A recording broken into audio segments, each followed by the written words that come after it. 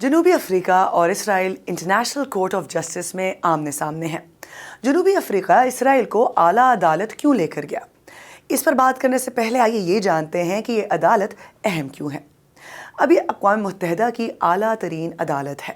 Hague میں واقع Netherlands میں یہ عدالت دوسری جنگ عظیم کے بعد اس لیے بنائی گئی کہ ریاستوں کے درمیان جو تنازعات ہیں ان کو حل کیا جائے، اور پھر قانونی معاملات پر مشاورت دینے کے لیے بھی یہ بنائی گئی تھی۔ اب بین الاقوامی فوجداری عدالت ICC کے برعکس ICJ انتہائی سنگین جرائم جیسے کہ نسل کشی کے الزام میں افراد پر مقدمہ نہیں چلا سکتی، لیکن اس کی رائے اقوام متحدہ کی سلامتی کونسل کے لیے اہمیت رکھتی ہے۔ لیکن پھر UN کی سلامتی کونسل کے 2 رکن امریکہ اور روس دونوں عدالت کے کسی بھی فیصلے کو ویٹو کرنے کا حق رکھتے ہیں۔ جنوبی افریقہ براہ راست تو تنازع میں شامل نہیں، تو پھر وہ متحرک کیوں ہے؟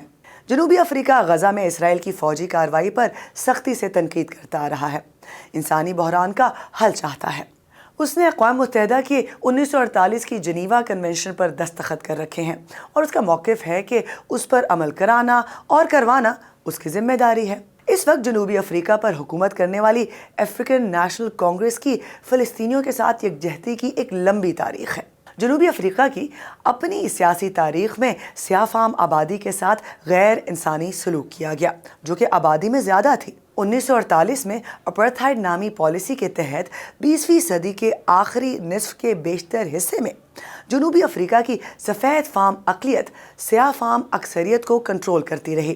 نسل کی بنیاد پر سیاہ فام یا دیگر نسلی گروہوں کے لوگوں کے خلاف سیاسی اور معاشی امتیاز پر مبنی قوانین بنانے والی پارٹی اقتدار پر رہی۔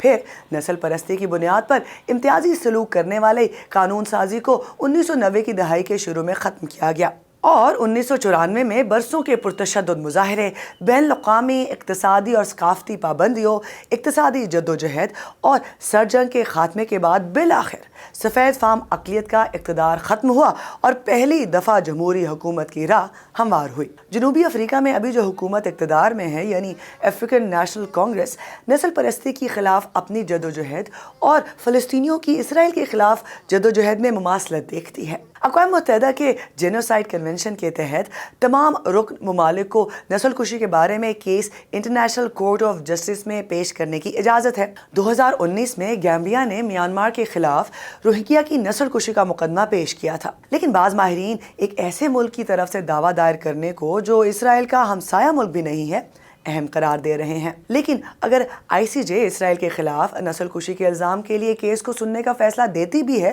تو بعض ماہرین کا کہنا ہے کہ فیصلہ آنے تک کئی سال لگ سکتے ہیں، اور یہ عدالت اگر جنگ بندی کا بھی حکم دے تو لازم نہیں کہ کوئی بھی ملک اس کے حکم کو مانے، جیسے روس نے اعلیٰ عدالت کے فیصلے کو نظر انداز کرتے ہوئے اب بھی یوکرین میں اپنی جنگ جاری رکھی ہوئی ہے۔